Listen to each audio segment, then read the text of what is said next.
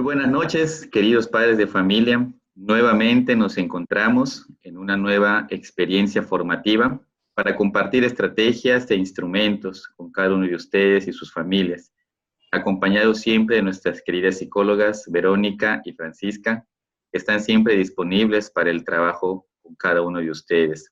Así que las dejo para que ellas nos sigan presentando el tema que a continuación vamos a tener. Gracias, Padre Pedro. Muy buenas noches, estimados padres y madres de familia, nuevamente Conectándonos en Familia. Gracias por acompañarnos en este tercer encuentro de nuestro bloque Tiempo Colectivo. Comenzaremos, como siempre, recordándoles aquellas pautas para un mejor trabajo.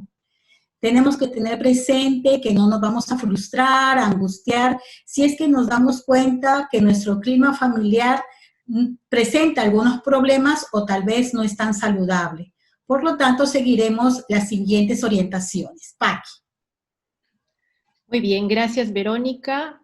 Muy buenas noches. Es una gran alegría poder estar nuevamente reunidos con todos ustedes a través de este programa Conectándonos en Familia.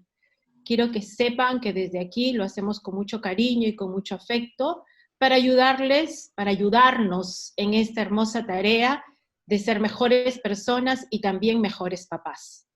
Muy bien, ya lo dijo Verónica, es importante que sepamos que siempre tenemos que trabajar en nuestro sistema familiar. Y por ello es que les damos las siguientes recomendaciones. La primera, tenemos como familia que ir generando siempre nuevas estrategias para ir logrando el objetivo de ser una familia limpia, una familia ordenada, una familia que contiene, una familia que protege, una familia equilibrada. Así es. La siguiente recomendación es que en cada familia siempre hay una jerarquía y ello implica que cada uno desde su lugar colabora en el desarrollo de la familia. Muy bien, la tercera recomendación es que el sistema familiar se recicla, el sistema familiar es dinámico, porque debemos de lograr conformar una familia ecológica, una familia con cierta estabilidad emocional, donde haya respeto, donde haya cariño, donde haya afecto, donde se respeten las diferencias. Así es. La cuarta recomendación es que el líder familiar debe ser creativo e involucrar a todos los integrantes para funcionar como un equipo. Muy bien, por ser una familia, un sistema, es muy importante que dejemos de echarnos la culpa los unos a los otros. Lo que pasa en la familia pasa, son experiencias y tenemos que pasar la página y volver a empezar de nuevo. Y en ese sentido, todos con nuestras diferencias tenemos algo que aportar para el desarrollo de la familia. Efectivamente, por eso es importante ese trabajo interior. Yo tengo primero que empezar a trabajar dentro de mí, buscar dentro de mí un poco de tranquilidad, de estabilidad, de equilibrio, para después poder brindar a mi familia esa estabilidad que ella necesita. Y la última recomendación, y no la menos importante, es que debemos identificar cuál de los 8 criterios que estamos trabajando es el que menos funciona en nuestra familia, porque este debe ser el que más tendríamos que trabajar. Muy bien, entonces, Paqui, vamos a empezar con los criterios del día de hoy, que son gestión de las emociones y prevención de la dependencia. Efectivamente, el criterio número 5 se denomina gestión de los recursos afectivos. Y para poder explicar este principio, vamos a recurrir un poco a lo que pasa en nuestra naturaleza, ¿no? A lo que pasa en nuestro planeta. Fíjense, nosotros tenemos muchos recursos, el agua, el aire, los árboles, los minerales, todo. Y cuando estos recursos reciben una mala explotación y un mal uso, provocan cierto desequilibrio en la naturaleza. Bien sabemos que hay mucha preocupación de la persona, del hombre, por contener este excesivo daño que le hemos hecho a la naturaleza.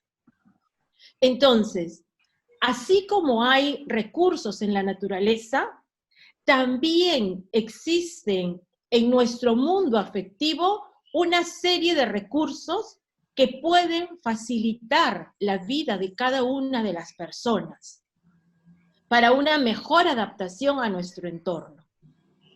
Pero también tenemos que darnos cuenta que si estas emociones, que si esta afectividad no es adecuadamente gestionada, va a causar algunas dificultades a nivel personal y por lo tanto a nivel familiar.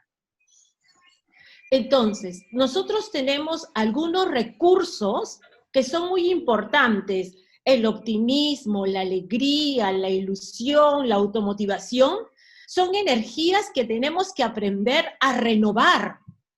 Pero también hay otros recursos como la rabia, la cólera, la ira, la envidia, el mal humor, que son energías que tienen que ser recicladas. ¿Por qué? Porque si nosotros no gestionamos adecuadamente esta afectividad, y entre comillas, con negrito y subrayado, decimos que es negativa, vamos a tener algunas dificultades. Es más, estos recursos pueden destruirnos, no solamente a mí, sino a todo el entorno familiar. Entonces, nuestros afectos son materiales muy delicados. No los podemos usar de cualquier forma. Y tenemos que aprender a gestionarlos. Entonces, ¿qué es gestionar esas emociones? ¿Qué es gestionar esa vida afectiva, Verónica? Muy bien, entonces cuando hablamos de gestionar emociones, lejos de suprimirla, lo que se refiere es a saber canalizarlas, ¿no? Entonces, el primer elemento importante para poder gestionar las emociones es reconocerlas, ¿sí? Y luego adaptarlas a la situación en la cual nos encontramos. Esto nos va a permitir experimentar de manera tranquila y sosegada, sin abrumarnos. Entonces, permitir sentir nos va a llevar a poder aceptar, ¿no es cierto?, a poder asumir estas emociones. Entonces, percibir, contemplar los propios sentimientos, los pensamientos y los sentimientos, lo que nos van a hacer es reconocer cómo es que nos sentimos, o sea, si estoy alegre, si estoy con cólera, si estoy triste, si estoy angustiado, ¿no? Entonces es ponerle un nombre y familiarizarnos con esa emoción. El segundo elemento importante para la gestión de las emociones es el entrenamiento en discriminar aquellos estímulos o aquellos eventos que nos generan angustia. ¿Y por qué los tenemos que identificar? Porque tenemos que saber si es que ese evento nosotros tenemos control sobre ellos, de tal forma que podemos sabiamente poder adaptarnos a la situación. Pero no solamente es eso, también hay eventos a los cuales nosotros no tenemos control y por lo tanto tenemos que aceptarlos. Y el aceptar estos eventos significa que voy a poner en práctica la posibilidad de adaptarme a situaciones que no estaban previstas. Si ustedes recuerdan, cuando nosotros hemos hablado en el primer bloque personal, hemos hablado de la aceptación, ¿no es cierto? Y la aceptación implicaba el saber adaptarnos a situaciones nuevas. Entonces, pero a veces, ¿qué es lo que sucede? ¿Qué hacemos a veces como papás, no? A veces en esa necesidad de proteger a nuestros hijos, lo que tratamos de hacer es que ellos no sufran, ¿no? Les impedimos, ¿no?, que ellos de esta forma puedan desarrollar sus propias herramientas para poder lidiar con estas emociones o con estos eventos. Entonces, por lo tanto, no damos la posibilidad de que sean autónomos y que puedan gestionar por sí solos las emociones. Entonces, ¿qué es lo que no debemos de hacer? ¿Sí? Entonces, un exceso de protección más bien lo que genera es desprotección. ¿Por qué? Porque no van a saber cómo actuar frente a alguna situación inesperada. Entonces, ¿qué es lo que tenemos que hacer? Hay que evitar, minimizar sus emociones. ¿A qué me refiero? ¿No? Decirles, por ejemplo, no es para tanto, eso no tiene importancia, no vale la pena. Tal vez nosotros como adultos tengamos esa impresión, pero nuestros hijos, tanto los niños como los adolescentes, tienen sus propias emociones y no podemos minimizarlas, tenemos que validarlas. Que también es importante, no usurpar el poder. ¿A qué me refiero? Diciéndole lo que tienen que hacer ante una situación. ¿Por qué? Porque no les estamos permitiendo que ellos ideen sus propias estrategias que van a poner a prueba algunas conductas para saber si pueden o pueden solucionar alguna situación. Y también es importante no condenar las emociones, entre comillas, negativas, ¿no? ¿Por qué? Porque eso le van a impedir, le van a poder impedir abrazar alguna emoción que para ellos es algo angustiante de repente, ¿no? Por ejemplo, les podemos decir, no estés triste, ves feo, ¿no? Y tenemos que también ponernos a pensar en estas ideas que a veces le decimos a nuestros hijos, ¿no? Los hombres no lloran, ¿no? El llanto es sinónimo de debilidad, se debe evitar sentir miedo, ¿no? Entonces sería importante en este aspecto revisar cuáles son las creencias que nosotros sentimos para poder con libertad expresar nuestras emociones. Aquí. Perito. Sí. Perito. Bueno, antes de que pases a Paqui, quería justamente, siempre yo tengo mis ejemplos de los que los papás a veces me van consultando y, a ver, hay una situación que yo de pronto me pongo a pensar en los papás desde que, en la medida en que uno va teniendo esta claridad de las emociones, al menos para los papás, yo recomendaría mucho también aprender o tomarse la tarea de conocer a sus hijos. Si los padres en esta medida no conocen a los hijos, pueden asumir emociones, pueden frustrar emociones, pueden incluso aperturar emociones que no son las más convenientes ni para la edad ni para las diversas circunstancias en que se encuentran. Me voy al hecho de que si el padre no conoce, hemos tenido casos de que hay niños que evolucionan, si se puede llamar evolucionan, en el tema de manipular a los papás desde muy temprana edad, ¿no? Hay niños que de pronto han asumido unas situaciones frente a sus emociones más que de ellos, de los papás, creando ya vínculos de dependencia de que los papás no puedan hacer nada sin la determinación de los hijos. Recordemos que cuando estaban ustedes hablando del sentido de la autoridad, todo esto, recuerden que los papás enseñan la autoridad con el ejemplo.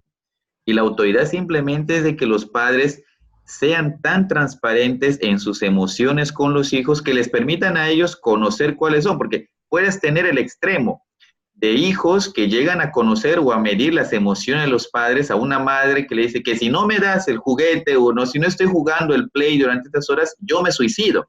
Y eso encuentras en niños de 7 años, de 8 años, ¿no? O el caso de que, y la mamá tiene que hacer mucho, ¿no?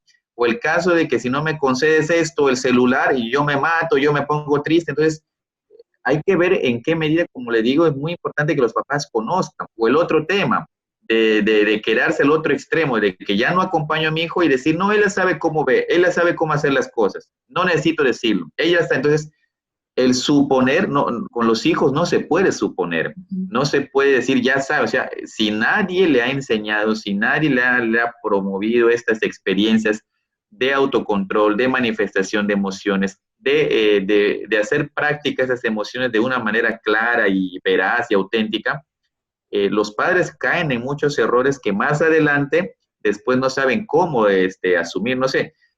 Por eso les decía, para mí es muy importante que los papás entiendan que la tarea más grande que necesitan no solamente es amar, sino amando y conociendo a los hijos frente al tema de sus emociones. Es importante conocerlos, cómo se manifiestan y cómo se desenvuelven.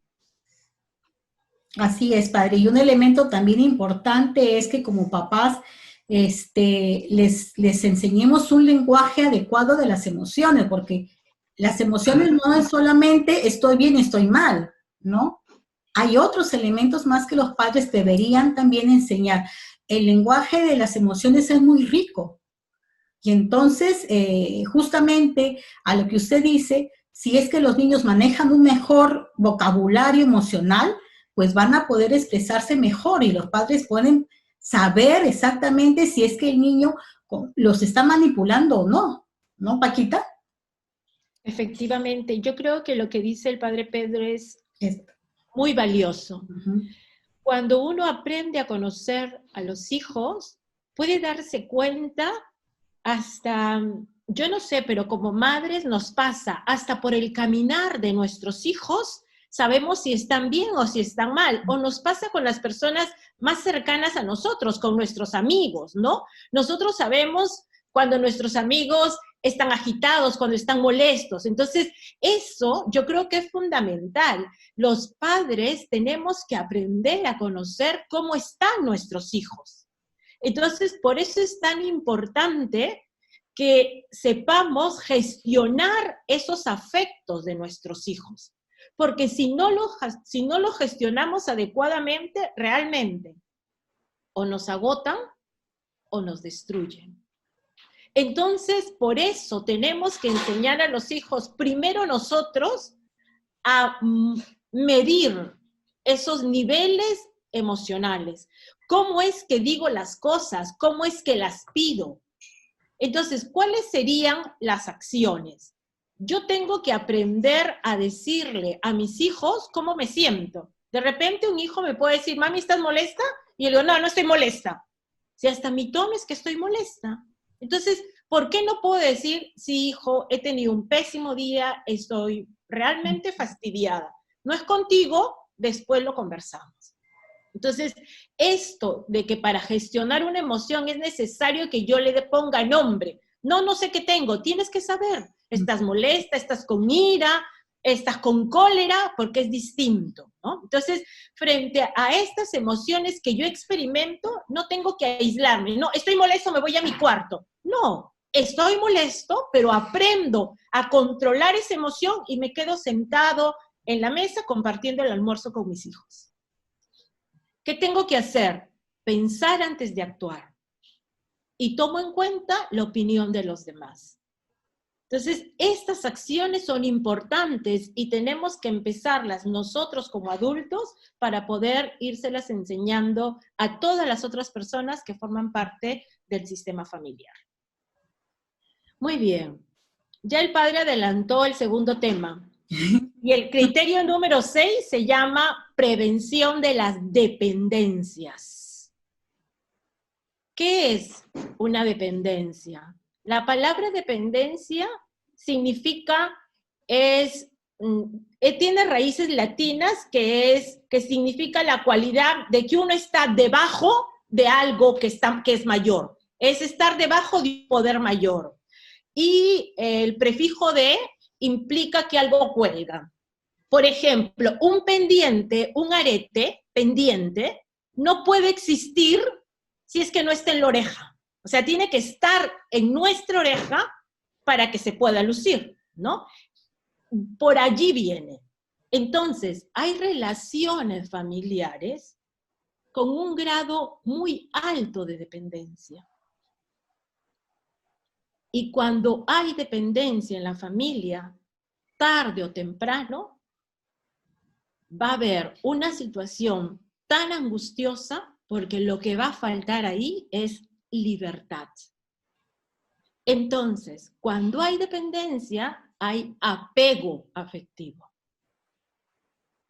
Y este apego afectivo no permite de ninguna manera el crecimiento de una forma autónoma y con criterio propio para los hijos. Cuando hablamos de dependencia emocional, es como que si habláramos de aquellas dependencias como las adicciones, al tabaco, al alcohol, a los juegos, ¿no?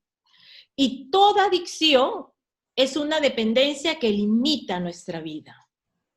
y en cualquier tipo de dependencia, ¿no?, la persona lo que hace es volcarse hacia otra persona o hacia otra actividad porque realmente tiene tan vacío, está tan vacío dentro de él que no tiene esa fortaleza y esa seguridad que necesita para vivir, para afrontar la vida.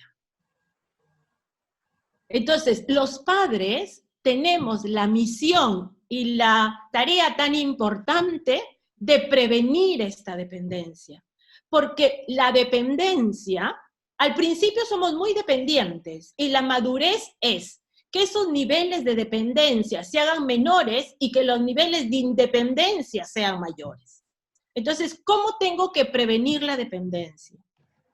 Y por favor, mucha atención, que esto quede grabado en la cabeza y en el corazón. ¿Cómo prevengo yo como padre una dependencia? No hago nada, absolutamente nada de lo que la otra persona es capaz de hacer. Y esto tiene que quedar claro.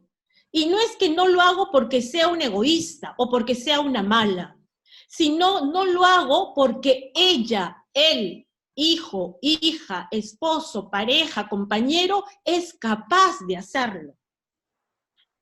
Las personas pueden hacer las cosas por sí mismas, pero muchas veces, y aquí quiero enfatizar, muchas veces las mamás, por evitar los conflictos hacemos todo, ¿no? Es que ya nos vamos a salir, estamos apurados, el chico no se pone los zapatos, yo voy y ¡pum!, se los amarro rapidito ya para salir, para evitarme problemas. Para evitarme problemas puede comer solo, pero no, pues le doy en la boca para que coma rápido, ¿no? Tiene que cambiarse, puede buscar su ropa, pero no, yo voy al cuarto, le elijo la ropa y se la pongo. Fíjense, y quiero ser bien clara, las actitudes de sobreprotección llevan inconscientemente sentimientos de rechazo. ¿Por qué? Porque yo hago las cosas porque tú no las sabes hacer. Yo hago las cosas que tú puedes hacer porque eres un inútil. Porque no sabes hacer nada. Y todavía las mamás tenemos algunas frases como que, claro, pues te tengo que hacer todo porque parezco tu empleada. Un sistema familiar sano, ecológico, es realmente fundamental el que generemos independencia en los hijos, el prevenir estas dependencias. Y se los digo a veces como mamá, porque yo también soy mamá, muchas veces pensamos que en el cariño de ayudar a los hijos le vamos haciendo cosas. Pero eso no es cariño. Ese no es cariño del bueno. Eso es sobreprotección. Y los hijos no crecen con sistemas de sobreprotección. Crecen con sistemas democráticos, con sistemas de amor, pero también de exigencia. Por eso es tan importante. Entonces, Paquita, ahorita... discúlpame que te corte. Paquita, solamente una cosa chiquita, y es, ¿sabes cuál es lo más terrible de las familias así, que crían hijos dependientes? De que ellas mismas las hacen así, y a los 15 o 20 años le dicen, tengo un hijo inútil, o le dicen, tengo un hijo, tú eres un inútil. Pero no se han dado cuenta que el inútil, como dices tú, han hecho los mismos padres, ¿no? Y lo peor de que y lo más triste es de que esa inutilez no solamente se dan cuenta los padres tarde, sino que la sociedad misma los enfrenta y les pone un muro a esos hijos inútiles porque no son capaces de nada. Simplemente eso quería decir, Paquita. Así es, padre. Por eso es que es tan importante empezar a trabajar en eso. Si tengo un hijo chico, empiezo a trabajar en eso. Y si tengo un hijo grande, también. Entonces, que haga su cama, que ponga la ropa sucia en el cesto de la ropa sucia, que guarde las zapatillas, y no decir, no, yo su cuarto no me meto ahí, vive ahí en un cuarto que es terrible, un caos, pero ahí lo dejo. No es así. Yo tengo que involucrarme en esa educación de mi hijo. Es mi tarea como padre, es mi misión como padre. De eso voy a tener que dar cuenta. Porque a mí me han encargado un hijo. Yo tengo que, el día que tenga ese encuentro personal con Dios, Él me va a decir, ¿qué has hecho con ese muchacho? Y ojo, como dice el padre, cuando tenemos hijos dependientes emocionalmente pequeños, cuando sean adultos, van a ser dependientes a otras cosas, a una pareja, a un vicio, a una droga, a un juego. Por eso es que es trascendental que como familia podamos prevenir las dependencias. Berito, ¿qué debemos hacer? Así es. Bueno, entonces, ¿qué es importante para prevenir? Primero, evitar que se sientan incapaces.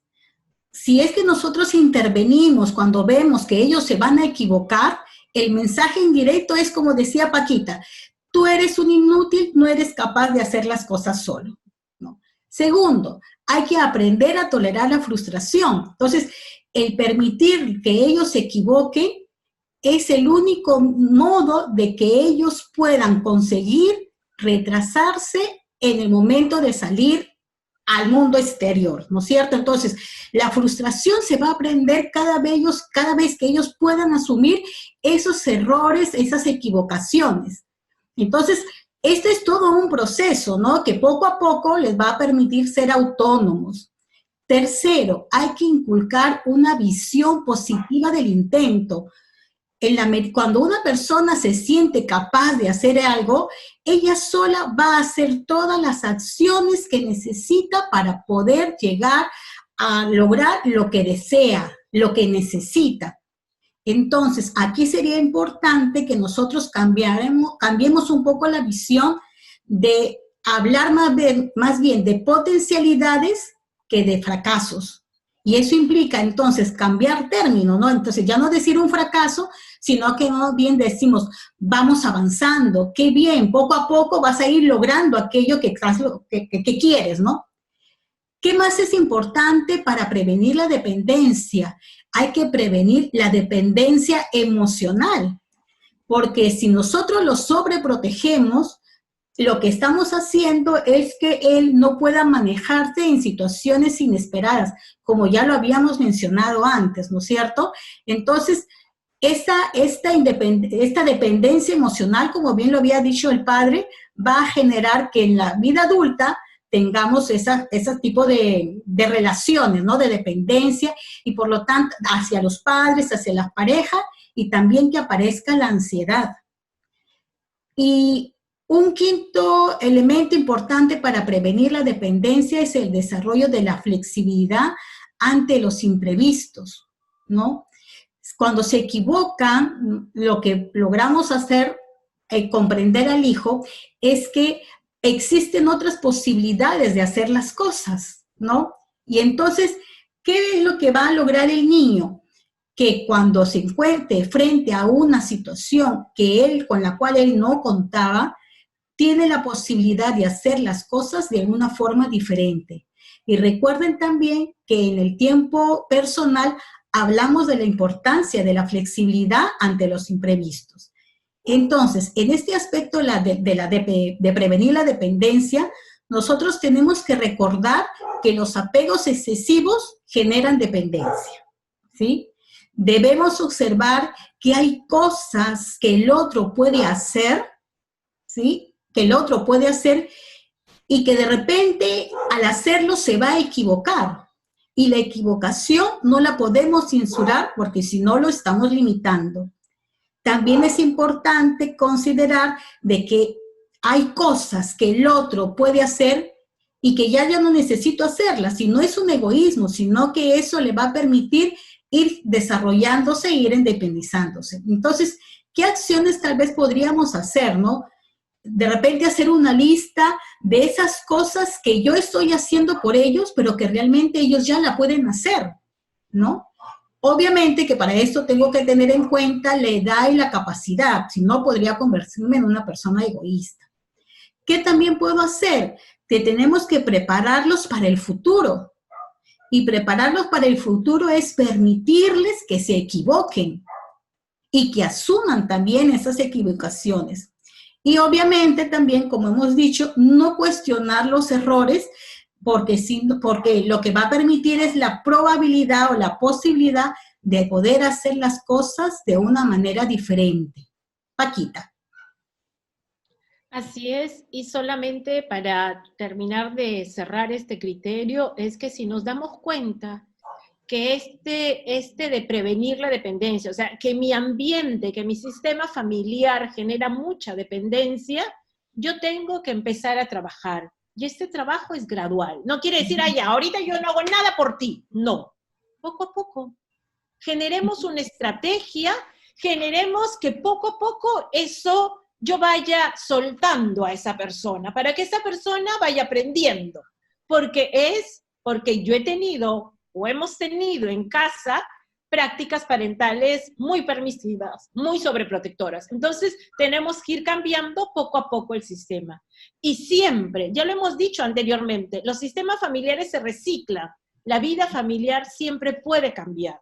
Si tenemos a nuestros hijos, si tenemos a las personas a nuestro lado, siempre es una oportunidad para ir trabajando de la mejor forma en este sistema familiar. Tal vez, Paquita, de la lista que yo mencionaba de aquellas cosas que pueden hacer, y que nosotros hacíamos y que ellos pueden hacer, tal vez es importante en esa gradualidad ir poniéndole no, esto sí lo puede hacer, esto, y las vamos graduando. Y para hacerlo no solo de uno solo, dejarlos así, y dicen, bueno, esto sí lo puede, ya lo voy a ir dejando que vaya haciéndolo solo, ¿no? Y luego voy con el siguiente, y voy con el siguiente, hasta lograr que todas esas cosas que ellos lo pueden hacer, lo hagan, ¿no? Sin necesidad que nosotros lo tengamos que hacer por ellos, ¿no? Efectivamente. Padre. Yo quería decirles, justo como dice Vero, es valioso de que los papás, escuchando estas recomendaciones, como les decía, vayan viendo el panorama familiar. Es decir, para poner en práctica todas las situaciones, el papá tiene que no estar solamente dentro de la familia, porque a veces cuando uno está dentro no logra percibir como uno puede percibir desde afuera. Generalmente una persona cuando llega desde fuera se da cuenta del desastre, del desorden. Por eso es que mamá y papá dicen, la casa está desordenada, nada limpiado. ¿Por qué? Porque uno llega desde afuera y mira el panorama general.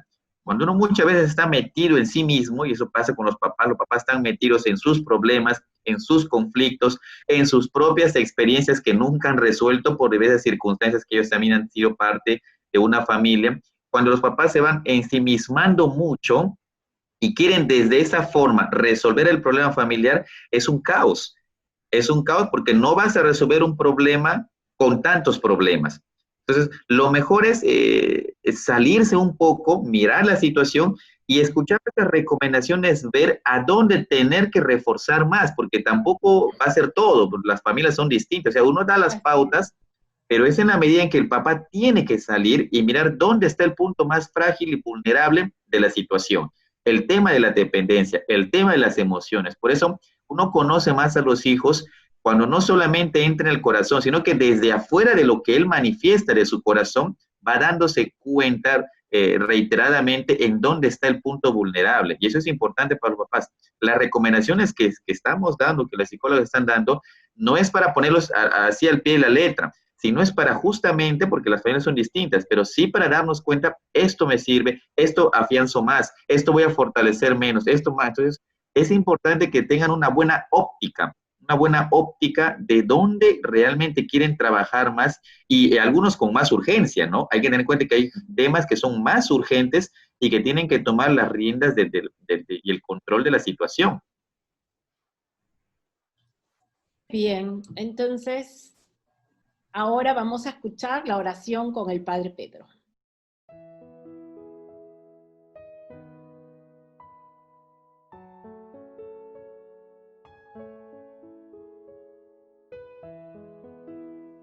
Este momento es el tiempo para no solamente quedarnos con la práctica de las recomendaciones y de las sugerencias que recibimos en cada charla, sino también para poner ante el Señor todas nuestras intenciones, todos los buenos deseos que queremos alcanzar con nuestras familias. Si bien es cierto, las herramientas que vamos usando a lo largo de todos estos momentos de reflexión nos pueden servir a llevar una vida mucho más saludable y en comunión con los nuestros, no podemos dejar de lado al gestor de la vida. No podemos dejar de lado a aquel que realmente nos hace el bien y aquel que va bendiciendo cada uno de nuestros proyectos. Y ese es Dios. Y como hijos de Dios, sabemos que sin Él no podemos hacer nada. Vamos a expresarle también en lo profundo de nuestro corazón nuestros deseos. Le vamos a decir: Padre, tú conoces cada una de mis debilidades. Sabes que no me alcanzan las fuerzas para dominar mi temperamento y mi carácter. Ayúdame. Dame tu guía para ser cada día mejor y para parecerme más a Jesús. Sabes que no puedo controlar mis circunstancias, pero sí puedo estar de rodillas orando y escuchando lo que tú me dices en la intimidad de nuestro ser. Creo todo cuanto me das y creo todo cuanto me pides, y declaro firmemente ser un siervo dócil para la mejora de mi vida, para el bien de mis proyectos y la felicidad de mi familia. Amén. Que esta bella oración haya llegado también a cada uno de ustedes y lo puedan compartir con sus seres queridos. Nos vemos hasta otra oportunidad. Muchas gracias.